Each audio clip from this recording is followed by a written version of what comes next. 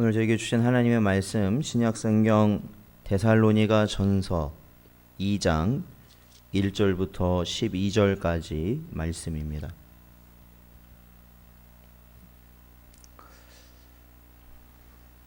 데살로니가 전서 2장 1절부터 12절까지 말씀입니다.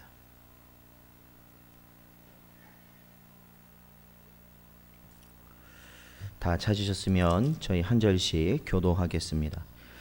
형제들아, 우리가 너희 가운데 들어간 것이 헛되지 않은 줄을 너희가 친히 아나니,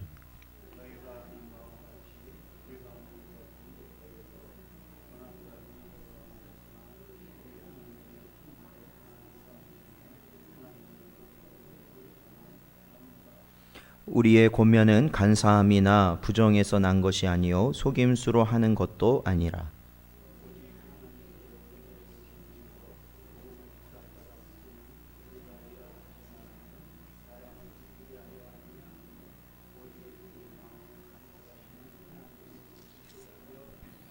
너희도 알거니와 우리가 아무 때에도 아첨하는 말이나 탐심의 탈을 쓰지 아니한 것을 하나님이 증언하시느니라.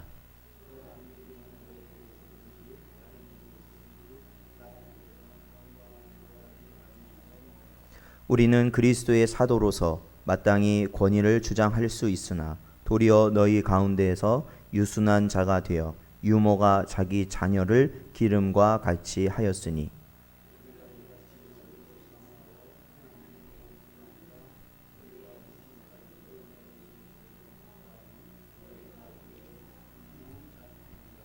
형제들아, 우리의 수고와 애쓴 것을 너희가 기억하리니 너희 아무에게도 폐를 끼치지 아니하려고 밤낮으로 일하면서 너희에게 하나님의 복음을 전하여 노라.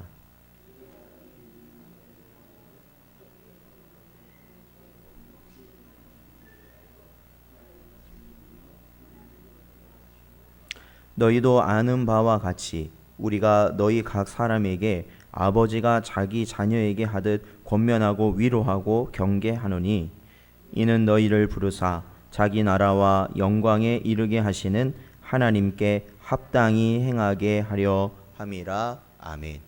기도하겠습니다. 하나님 감사합니다. 주일 이후 또한 3일 동안 저희들을 은혜 가운데 붙들으시고 또한 이 시간 하나님의 전에 나와서 주의 말씀 들을 수 있는 은혜를 허락하시니 감사드립니다. 우리의 심령 가운데 주를 향한 갈망과 말씀을 향한 아버지 하나님, 그러한 열망을 저에게 허락하여 주신 은혜 감사를 드리오니 저희들의 심령 가운데 말씀하옵시고 그 말씀을 저희의 신비 가운데 새기게 하사 아버지 하나님, 그 말씀에 순종하는 삶이 되어지는 은혜가 있을 수 있도록 주여 함께하여 주시옵소서. 오늘도 이 시간 저희에게 귀한 말씀으로 인도하여 주시길 간절히 바라오며 이 모든 말씀 예수님의 이름으로 기도하옵나이다. 아멘. 사랑하는 성도 여러분, 오늘도 주신 말씀 마음에 저희들 깊이 새기시고 언제나 산 소망, 새 하늘과 새 땅을 바라보시며 살아가시는 여러분 되시기를 축원드립니다. 많은 짐을 지고 또한 많은 어려움 가운데 저희들이 처해 있더라도 저희들이 있는, 우리 안에 있는 예수 그리스도의 그 십자가를 저희들이 바라볼 때 우리가 힘을 얻고 위로를 얻고 나음을 얻을 때 우리 안에 성령께서 함께 하심을 여러분 확신하시고 언제나 그 주님의 십자가를 또한 바라보시기를 주님의 이름으로 축원드립니다. 저희가 이 데살로니가 전서 오늘 2장의 말씀을 저희들이 살펴보는데요. 이 데살로니가라는 지역에 이 바울이 2차 전도 여행 중에 세워진 교회가 바로 데살로니가 교회였고, 이 교회의 특징은 성경에 보면 새 안식일을 그곳에서 보냈다 말씀하고 있는데, 한 달도 채 안 되는 기간 동안 바울이 전한 복음을 통하여서 세워진 교회가 또한 데살로니가 교회였다라는 겁니다. 그러니까 굉장히 짧은 기간에 세워진 교회입니다. 그럼에도 불구하고 이 교회는 어떠한 교회라고 바울이 말하고 있냐면 믿음의 역사와 사랑의 수고와 소망의 인내가 있는 교회라고 말하고 있습니다. 그리고 또한 이 데살로니가 교회는 모든 믿는 자의 본이 되는 교회가 되어서 그렇죠. 한 달도 채 안 되게 바울에게 복음의 가르침을 들었던 교회가 세워지고, 바울은 그냥 도망갔습니다. 사실은 그냥 갔는데 세워지고 어떻게 되냐면 그 주변에 믿음의 본이 되었다라는 겁니다. 믿음의 본이 될 정도로 귀한 교회로 세워졌다라는 것이죠. 바로 그러한 특징을 가진 교회가 데살로니가 교회입니다. 그리고 그 교회를 향하여서 바로 보낸 편지, 그 서신이 오늘 저희들이 살펴보는 데살로니가 전서입니다. 그러니까 교회라는 것은요, 이 전통이 오래 됐다고 해서, 아니면은 그 교회를 구성하고 있는 그 구성원들이 어떠한 굉장한 사회적 지위라든지 어떤 명예라든지 아니면 물질, 어떠한 능력이 많고 많음을 가지고 교회가 이 하나님께서 원하시는 바른 교회로 세워지는 그러한 것은 아닙니다. 오로지 참된 믿음을 가진 그러한 교회만이 이러한 이 방금도 이야기했던 데살로니가 교회처럼 믿음의 역사, 사랑의 수고, 소망의 인내, 그리고 모든 믿는 자들의 본이 될 수 있는 그러한 교회로 세워질 수 있는 것입니다.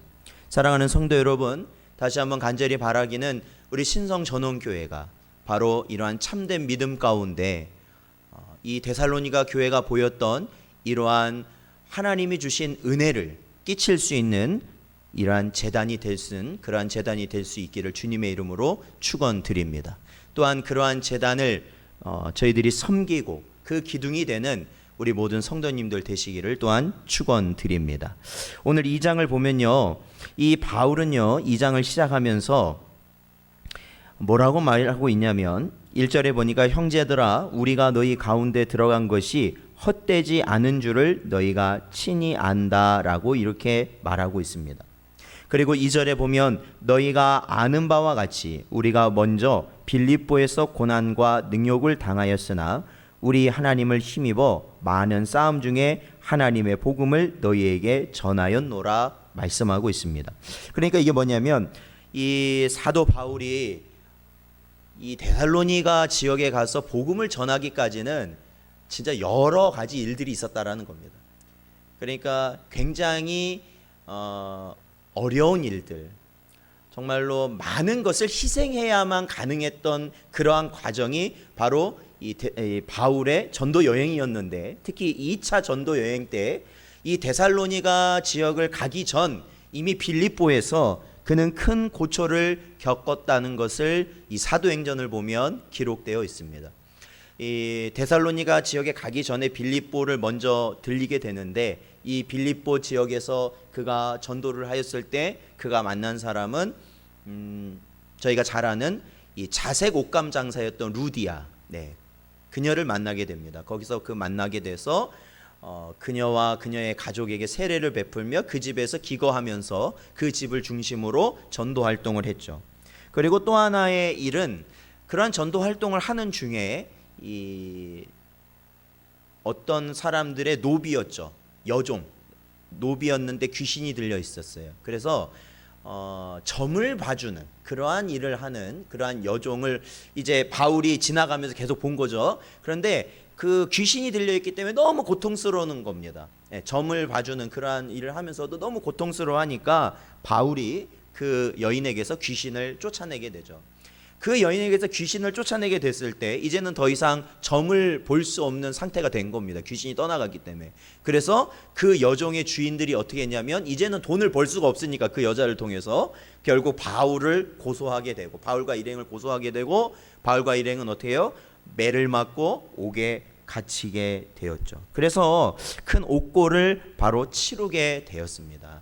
이게 데살로니가 교회 이 지역에 오기 전에 바울이 이 2차 여행을 하는, 바울 두 번째 전도 여행을 하는 와중에 겪었던 큰 일이었습니다. 어찌 보면은 그 일을 겪고 나서 이제는 좀 쉬어야겠다라는 생각이 들지 않을까요? 야, 무섭다. 세상 무섭다. 야, 이거 이렇게 하다가는 진짜 죽을 수도 있겠다라는 생각 안 했을까요? 그러나 바울과 그 일행은 그러한 희생이 있었음에도 불구하고 더욱더 그들은 담대히 다음 지역을 향해 나아갔고 결국엔 데살로니가 지역까지 그들은 하나님의 인도하심을 받게 된 것입니다. 그래서 요즘 시대적으로도 그래서 그런지 모르겠는데 이 성경 말씀을 특히 보다 보면 이 구약도 그렇고요, 신약도 그렇고 하나님의 말씀을 바르게 전한 자들이 고초를 겪습니다. 하나님의 말씀대로 살려고 하는 자들이 고초를 겪습니다. 예언자들도 그렇거든요. 하나님의 말씀을 바로 선포하는 예언자는 고난을 당합니다. 사람들로부터 외면을 당하고 핍박을 당하고 조롱을 당하고 감옥에 갇히고 매를 맞습니다. 이 신약에 와도 마찬가지입니다. 신약에 와도 예수님의 이제 제자들, 사도들이 이제 이 사도행전에 보면은 그들이 복음을 전하면서 교회를 세워 나갈 때 그 전하는 곳곳마다 그들이 겪는 것은 시련이었습니다. 고난이었습니다. 고통이었습니다. 옥중 생활이었습니다. 매를 맞고 결국에는 사도 요한을 제외하고는 순교했다고 거의 알려지는 것이 바로 사도들의 삶이었습니다. 이제는 말씀을 이렇게 저도 준비하다 보니까 바로 이러한 옛 신앙의 선조들의 모습이 더 새롭게 다가옵니다. 말씀을 전한다면, 말씀을 전한다는 것은 바로 이 일들을 바로 염두에 두고 전하는 것이구나. 이런 일이 있음에도 불구하고 전하는 것이 말씀을 전하는 것이구나 라는 겁니다. 우리 마가복음 13장 11절 말씀을 한번 읽어보겠습니다. 신약성경 마가복음 13장 11절 말씀이에요.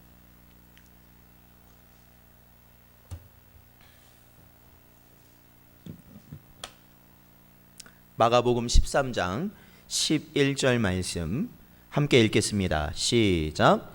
사람들이 너희를 끌어다가 넘겨줄 때에 무슨 말을 할까 미리 염려하지 말고 무엇이든지 그때에 너희에게 주시는 그 말을 하라. 말하는 이는 너희가 아니요 성령이시니라. 아멘. 그렇습니다.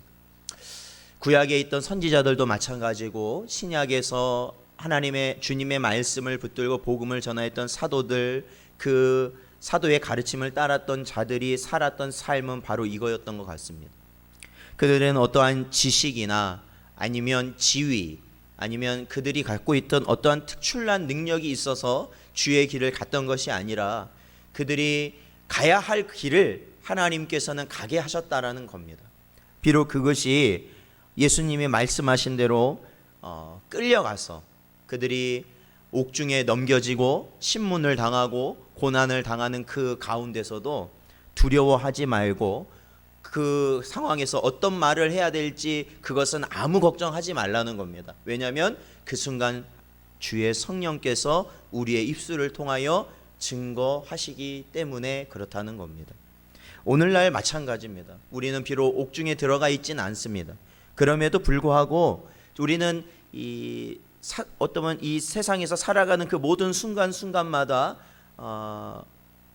우리가 그리스도인으로서 어떻게 살아야 될까 많은 고민을 하게 됩니다. 그러나 염려하지 마십시오. 하나님의 성령께서 그 안에 있는 자들은 분명히 하나님의 성령이 인도하시는 그 길을 가게 될 줄로 믿습니다. 그리고 어떠한 선택의 순간이 분명히 올 겁니다. 그것은 어떠한 선택? 하나님을 향한 선택, 아니면 세상을 향한 선택. 그 선택의 기로에 놓여 있을 때 분명 세상을 향한 선택이 슬기로운 것이고 그것이 현명한 것이고 그것이 합리적인 것임에도 불구하고 하나님의 성령께서 그 안에 역사하는 자들은 하나님의 길을 선택하게 될 것이라는 겁니다. 이제는 마지막 때는 바로 그것뿐입니다. 바로 하나님께서는 하나님의 남겨진 자들을 하나님의 길로 인도하신다라는 것이죠. 그래서 언제나 우리의 삶이 우리 안에 계신 성령으로 인하여 이끌어지는 삶이 바로 하나님의 택한 백성의 삶임을 깨달으시고 언제나 성령께서 나와 함께 하시기를 언제나 간절히 구하며 살아가시기를 축원드립니다.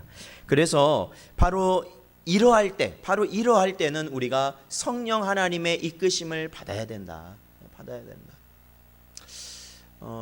제가 이제 가끔씩 이제 요즘은 어떤 사람들이 나와서 이제 어떤 이러한 하나님의 말씀을 혼잡케 하는가 그런 것들을 살펴보면은 특히 요즘에는 뭐 전에도 최근에 그랬지만 이 종말론에 관해서 특히 많이 나오고 특히 뭐 종말론 가운데서는 어떠한 거냐면 뭐 지금 이 고난 가운데 믿는 자들은 휴거될 거라는 그런 말들로 많은 사람들을 미혹하지만 사랑하는 성도 여러분, 그런 사람들 쫓는 사람이 엄청나게 많습니다.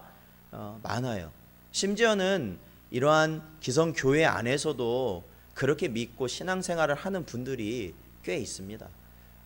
꽤 있어요. 그래서 제가 작년에 그 요한계시록을 그렇게 다루었던 것이지만 이러할 때 우리는 어떻게 해야 되는가?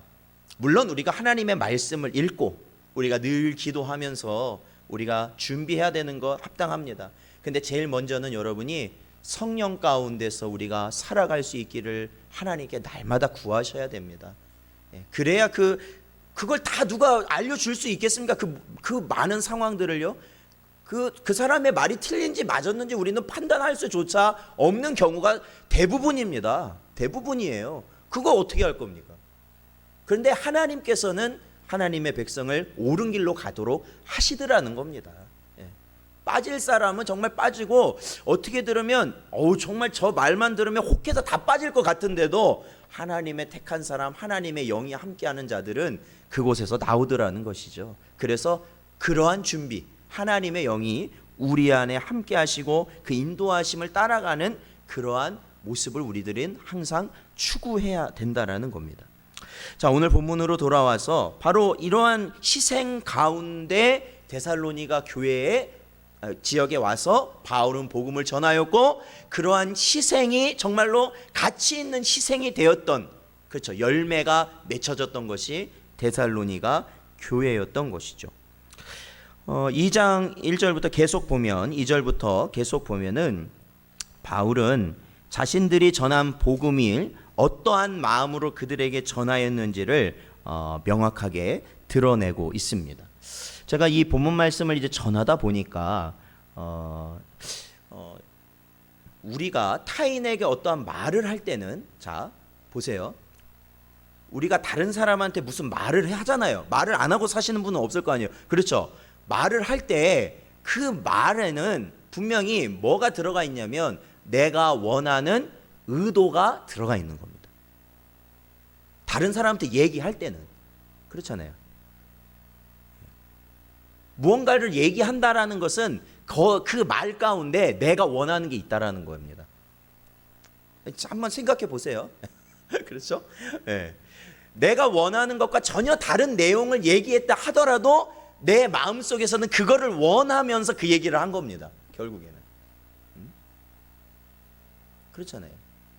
어떤 얘기를 할 때 저는 이 바울이 이 얘기를 이렇게 이 데살로니가 교인들에게 이 말을 할 때 그 심정, 왜 아니 여기 읽어보면 그래요. 뭐 어떤 내용이냐면 4절부터 이렇게 쭉 보면은, 아니 3절부터 보면은 우리의 권면, 이거 뭐냐면 복음을 가르치는 거거든요. 이 권면은 간사함이나 부정에서 난 것이 아니다, 속임수로 한 것이 아니다. 그거 계속 얘기해요. 5절도 보면은 우리가 아무 때에도 아첨하는 말이나 탐심의 탈을 쓰지 아니한 것, 그렇죠, 그런 마음, 그러한 가운데 우리는 전하였다라고 말하고 있어요. 그러니까 내 마음에 바울의 마음이 어떤 거냐면 내가 너희에게 이 복음을 전하는 것, 내가 이렇게 수고롭게 옥고를 치르면서까지 내가 이곳에 와서 너희에게 복음을 전하는 것은 어떠한 나의 유익을 위한 어떠한 사심도 거기엔 들어가 있지 않다라는 거예요. 어떠한 사심도, 아주 조금의 사심도 없다라는 겁니다. 아주 조금의 사심도. 그러니까 이 바울의 말을 좀 더 깊이 생각을 해보니까 그렇더라고요.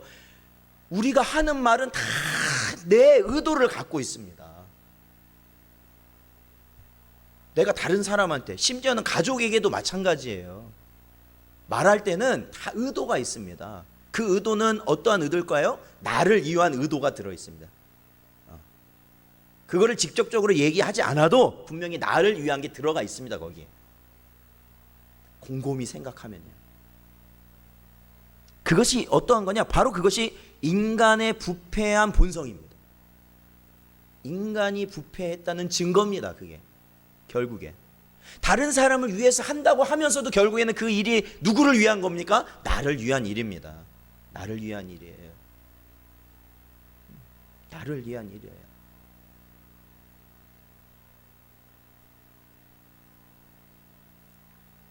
참 부끄럽습니다. 그래서 제 자신이 많이 부끄러웠습니다. 어떤 순간들이 생각났냐면 이렇게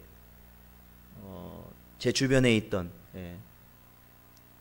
어떤 그런 이제 목회의 길을 가고 있는 분들을 그런 분들이 가끔 이야기를 예전에 나눠보면 그런 얘기를 많이 합니다. 앞으로 어떻게 사나?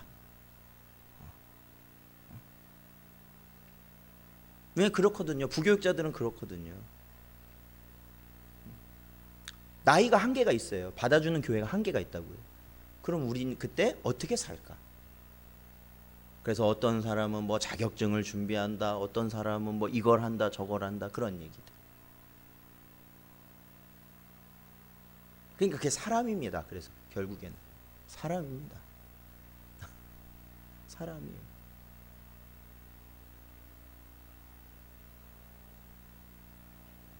그러한 인간의 부패한 본성적 모습, 그렇죠. 결국에는 내가 아무리 고상한 말을 하고 아무리 좋은 말을 하더라도 거기에 뭐가 들어가 있어요? 보면 내 자랑 들어가 있는 겁니다. 나의 교만이 들어가 있는 겁니다. 거기에 내 탐욕, 내 미움, 내 그러한 악한 것들이 그 안에 들어가서 역사하고 있는 겁니다. 그래서 성경은 우리가 말을 많이 하지 말으라고 그럽니다. 성경은 말을 많이 하지 말아라. 말하는 것만 주의해도 너희가 거룩한 삶을 살 수 있다고 할 정도입니다.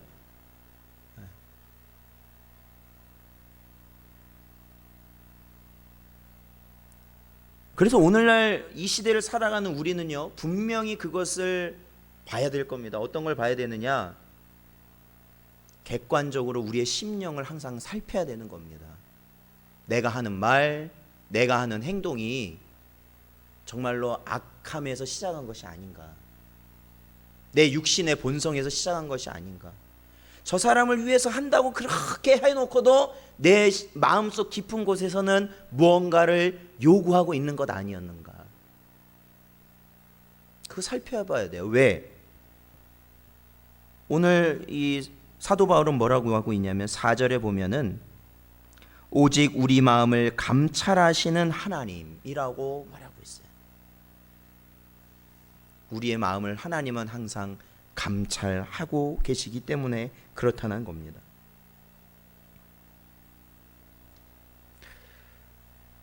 이 말은 그렇다면 우리 성도들이 어떻게 해서 말을 하거나 행동을 하거나 하는 그 모든 것들에 사심이 개입되지 않고 할 수 있겠느냐라는 겁니다.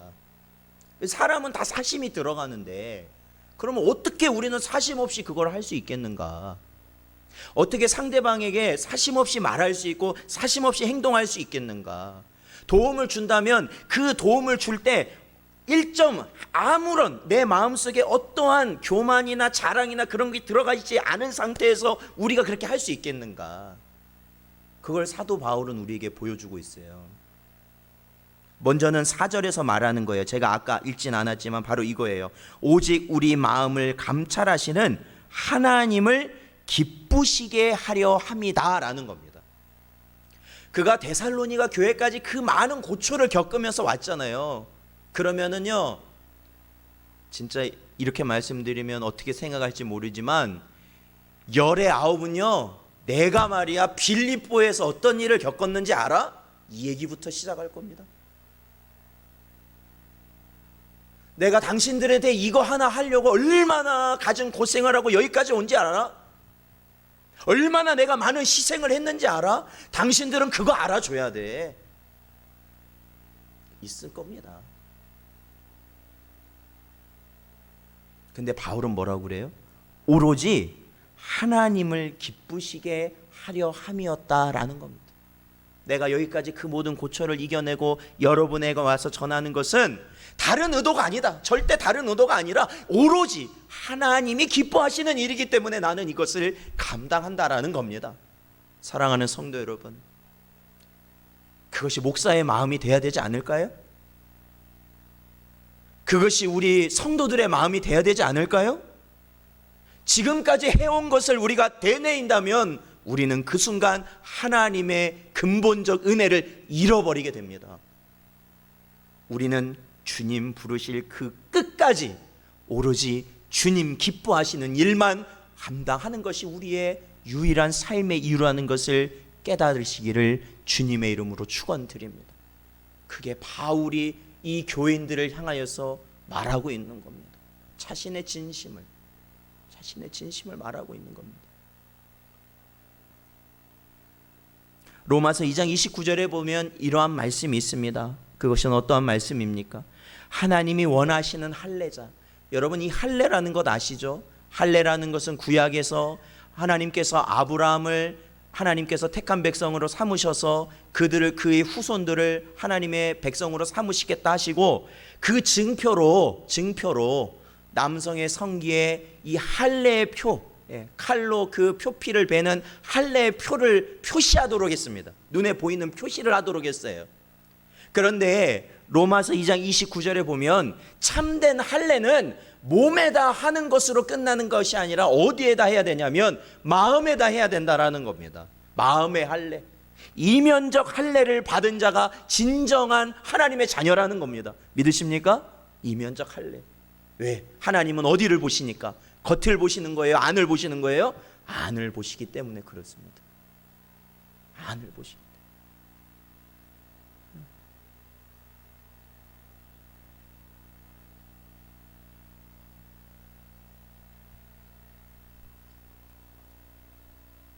그래서 사도 바울은요, 바로 그러한 마음을 가졌기 때문에 아까도 제가 잠깐 읽었지만 5절에 나오는 사람들의 아첨하는 말을 듣는 것 관심 없습니다. 어휴, 너무 잘하셨네. 야, 너무 그런 말 관심 없습니다. 그런 거 안에서 뭐 상처받고 그런 거 없습니다. 그게 중요한 게 아니니까. 탐심의 마음이 없습니다. 탐심의 탈. 어떤 겁니까? 사꾼 목자 아닙니까? 쉽게 말하면 탐심의 탈을 쓰고 양들을 베껴 먹는 사람들. 마지막 때 왔으니까 재산 필요 없다. 마지막 때 왔으니까 출근할 필요 없다. 그러면서 베껴 먹는 사람들 지금 너무나도 많아요. 그런 거 안 했다는 겁니다. 6절에 보니까 또한 우리는 너희에게서든지 다른 이에게서든지 사람에게서는 뭘 구하지 않았다고요? 영광을 구하지 않았다. 야, 저분들 대단하다. 야, 저분들 대단하다. 그런 거 구하지 않았다라는 겁니다. 7절에 보면 우리는 그리스도의 사도로서 마땅히 권위를 주장할 수 있으나, 그래요, 하나님의 사도, 그리스도의 사도 말씀을 맡은 자는 이 성도들이 그들을 책임지는 것이 마땅한 거예요. 그때 당시에도요. 성경이 그렇게 가르치고 있어요. 그럼에도 불구하고 그거를 포기했다라는 거예요. 사도 바울. 그것까지도 포기했다. 왜? 그들에게 짐이 되니까. 이들은 복음을 듣고 복음으로 새롭게 되고 새 생명을 얻고 구원의 길을 가는 것이 바울의 가장 핵심적인 것이었지, 그들에게 자신들이 조금이라도 짐이 되기는 싫었다라는 거예요. 조금이라도 싫었다라는 겁니다. 그래서 7절 계속 보면은 너희 가운데서 유순한 자가 되어. 유순하다, 그죠? 유순하다, 뭐 책망하고 막 그런 거 아니에요. 항상 부드럽고 항상 따뜻하고 항상 기다려주며 그들에게 어떻게 합니까? 유모가 자기 자녀를 기름같이 하였다. 이게 뭐예요? 어머니가 자기 자식을 다 자녀들 키워보셨잖아요. 자녀를 어떻습니까? 막무가내예요. 막무가내. 엄마의 형편, 부모의 형편을 살피지 않는 게 자녀잖아요. 그렇죠? 어린 그 자녀들 그렇잖아요. 엄마가 잠이 모자란지, 엄마가 밥을 먹었는지, 엄마가 몸이 아픈지, 엄마가 힘이 드는지 그거 상관 안 해요. 그냥 배고프면 우는 거예요. 그냥 지가 불편하면 우는 거예요. 왜? 빨리 나 해결해 달라고. 바울은 그러한 부모의 마음으로 그들을 대했다라는 겁니다. 부모의 마음으로. 자신은 어떻게 되든지, 자신은 배를 골고, 자신은 헐벗고, 자신은 어디에서 잠을 자는지 아무도 신경 쓰지 않아도 그것은 자기가 다 알아서 하고, 이들이 요구하면 언제든지 가서 그들에게 복음을 전했다라는 겁니다. 그냥 복음을 전했다라는 거예요. 먹였다라는 거예요. 배고프다 하면 먹였다라는 겁니다. 배고프다고 하면. 그 한 달도 안 되는 기간, 이 바울은 최선을 다해서 그들을 향해 힘썼다라는 거예요. 그래서 8절 우리 같이 한번 읽어볼까요? 8절 같이 한번 읽겠습니다. 시작. 우리가 이같이 너희를 사모하여 하나님의 복음뿐 아니라 우리의 목숨까지도 너희에게 주기를 기뻐함은 너희가 우리의 사랑하는 자 됨이라. 아멘. 그렇습니다. 이것이 바울의 심정이었습니다. 복음과 무엇을 동일시하고 있습니까? 자신의 목숨, 자신의 목숨, 자신의 목숨. 그것까지 다 그들에게 주고자 했던 마음이 바로 바울의 본심이었다라는 겁니다. 그래서 9절에 보면 뭐라고 나와 있습니까? 형제들아, 우리의 수고와 애쓴 것을 너희가 기억할 것이다. 그 복음을 전하면서 바울과 그 일행들이 어떻게 하면서 자신들에게 복음을 전했었는지, 이교도인 자신들에게, 우상을 섬기던 자신들에게 전했었는지 다 지켜봤을 거예요. 그걸 기억할 거랍니다. 어떤 모습이었습니까? 너희 아무에게도 폐를 끼치지 아니하려고 밤낮으로 일하면서 너희에게 하나님의 복음을 전하였다라는 겁니다. 여기서 일하였다는 것은 어떠한 교회 일, 그런 일이 아닙니다. 자신의 생계를 다 자신들이 책임져 가면서 밤낮으로 일하면서 전했다라는 겁니다. 저들에게 복음을 전하는 것이 가장 큰 사명이었기 때문에 그렇습니다. 사랑하는 성도 여러분,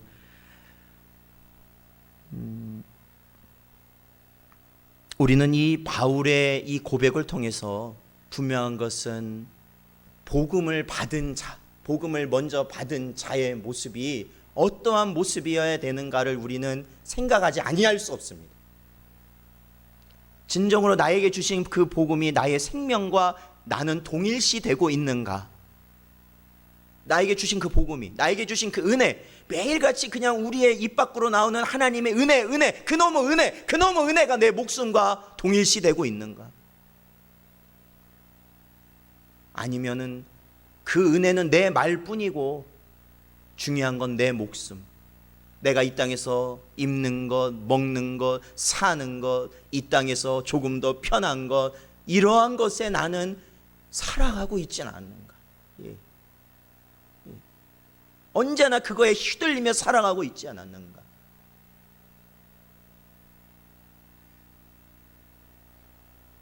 우리의 모든 삶이 사실은 하나님의 복음을 향해 나가야 되는 것인데, 오히려 이 복음이라는 것은 그저 어쩌다 한번 말할 뿐이고 내 모든 삶은 그냥 세상 사람들을 향해서 나가는 삶밖에 되지 않는 것이 나의 모습 아닌가? 그렇다면 그게 참으로 복음을 받은 자가 맞는가? 하나님의 사랑을 경험한 자가 맞는가?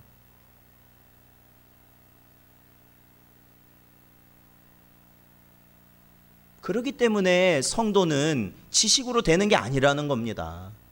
그렇기 때문에 성도는 교회에서 오랫동안 생활했다고 해서 그것이 되는 것이 아닙니다. 저도 뭐 날 때부터 교회죠. 날 때부터. 그러나 이러한 은혜를 깨닫지는 못했습니다. 원래 날 때부터 부모님이 믿으시고 그러한 가정에서 태어나면은 그 자녀를 무슨 신앙 가졌다고 그래요? 모태신앙 가졌다고 그러잖아요. 저 같은 경우에는 왜 모태신앙인지 아세요? 신앙생활을 못하니까 모태신앙인 거예요. 이게 이 모태신앙들의 저 같은 경우에요. 제가 말씀드려요. 그래서 모태신앙이구나. 왜? 은혜가 없어. 은혜가.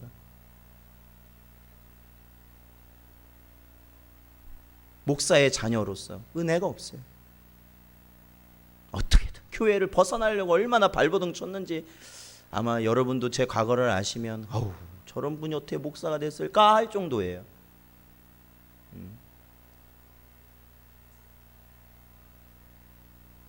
과연 복음이 내 생명과 동일시되고 있는가?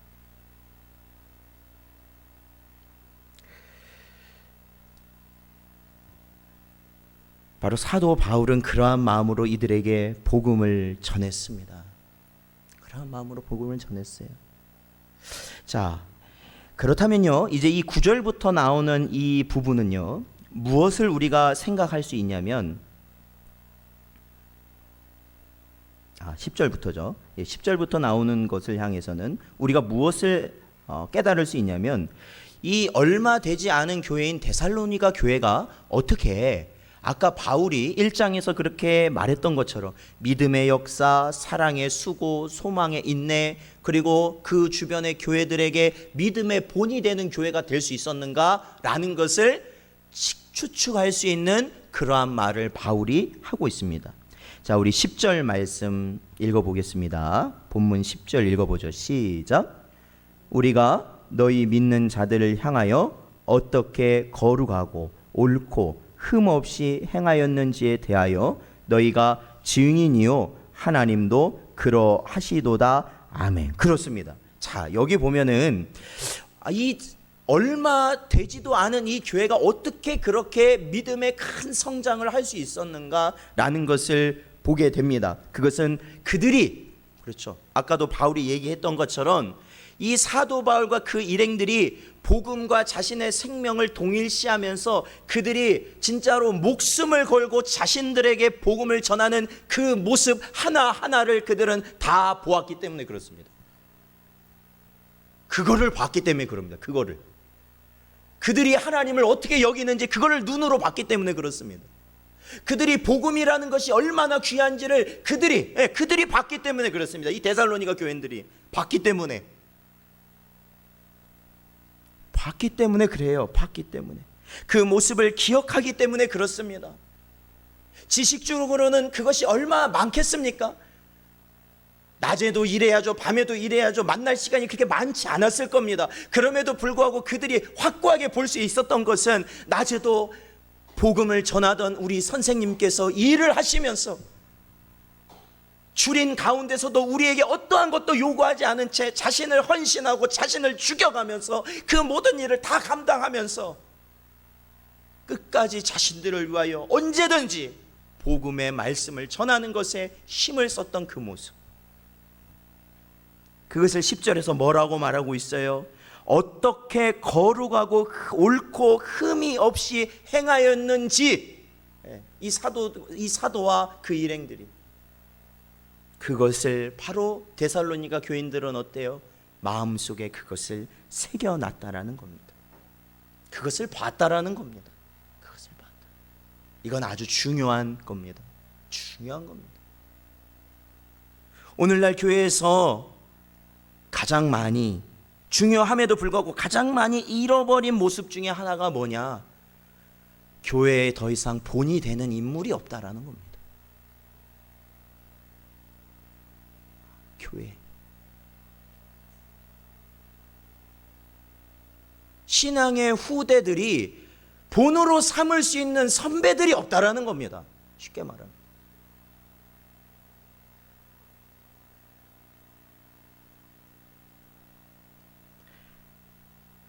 그 신앙의 선배들을 통해서 믿음 생활을 새롭게 시작하는 자들이 예배의 본을 배워야 되고, 기도의 본을 배워야 되고, 찬송의 본, 사랑의 본, 용서의 본, 섬김의 본, 헌신의 본을 배워야 함에도 불구하고 이제는 그럴 사람이 없다라는 겁니다. 그럴 사람. 그래서 교회가 약해지는 겁니다.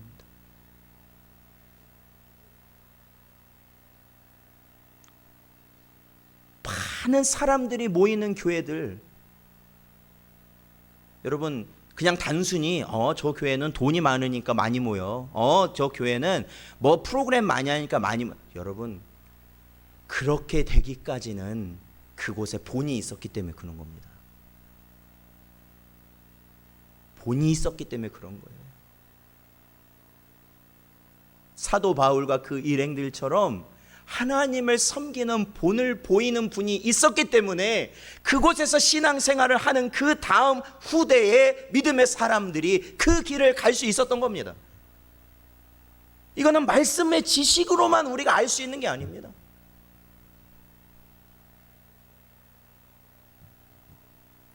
오늘날 교회마다 말하는 것이 뭡니까? 소위 다음 세대입니다. 다음 세대. 다음 세대가 중요하다. 다음 세대가 중요하다. 그래야 우리 교회가 살 수 있다. 그 말, 근데 그 말 그거 이상한 말입니다. 제대로 듣고 나면. 교회가 왜 다음 세대 때문에 살 수 있습니까? 도대체. 그거는 세상 방식입니다. 세상 방식.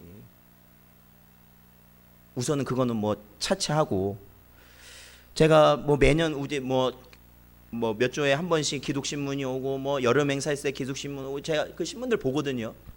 보면 항상 빠지지 않고 나오는 게 다음 세대입니다. 다음 세대를 위한 무슨 교육 프로그램, 무슨 교육 계획, 어떠한 방식 뭐 등등 해가지고 항상 나오는 게 그겁니다. 근데 그것도 계속 보면요, 작년에 했던 거 오늘은 이것만 바꿨구나. 옛날에 했던 거 이제는 이것만 바꿨구나. 그렇게 해가지고 교육이 되겠습니까? 물론 많은 재정을 들이고 애쓰고 우리가 기도하면서 힘써서 교육하는 것, 그거 아주 귀한 겁니다. 그런데 가장 중요한 건 뭐냐? 그 자녀들이 본으로 삼을 수 있는 자가 돼야 됩니다. 교인들이.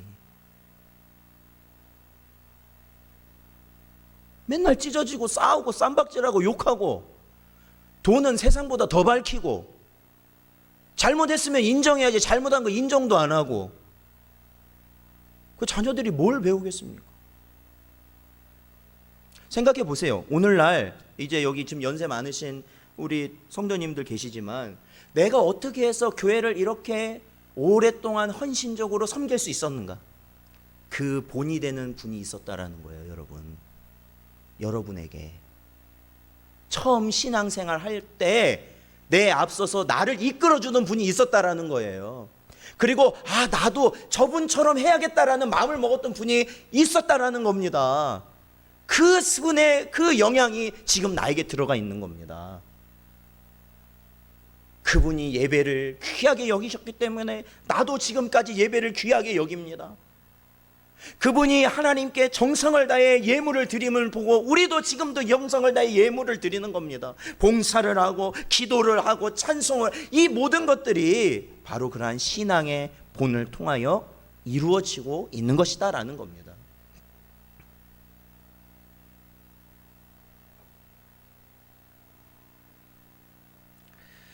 우리 베드로전서 5장 3절 말씀을 보겠습니다. 베드로전서 5장 3절.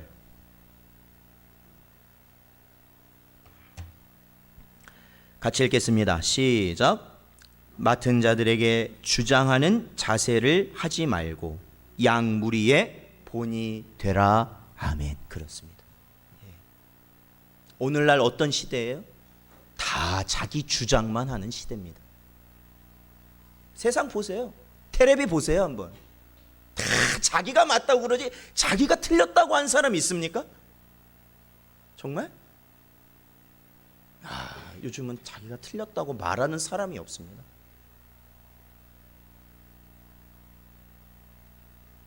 그런데 그게 어디서도 통용이 돼요? 교회 안에서도 그래요. 교회 안에서도. 목사가 잘못했으면 잘못했다고 하면 되는 거 아닙니까?